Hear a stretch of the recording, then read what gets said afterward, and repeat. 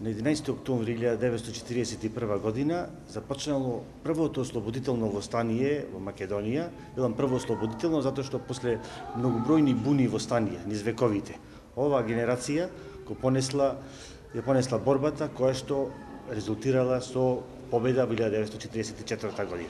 Во текот на војната 8.000 учесници се активни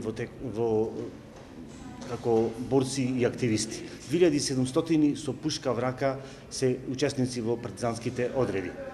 Прилеп во таа војна дал 154 носители на партизанска споменица, а 15 се народни херои, од кои 10 се загинати во текот на војната.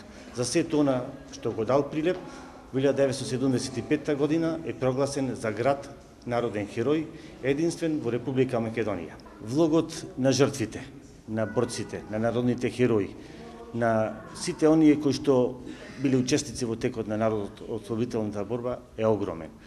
И затоа ние, сегашниве генерации, како и оние генерации кои што идат, треба да ги почитуваме, затоа што само така ќе ја негуваме борбата на народно-ослободителната борба и само така ќе им оддадеме почит на оние кои што ги дадоа своите животи и се вградија во темелите на слободна и независна Република Македонија.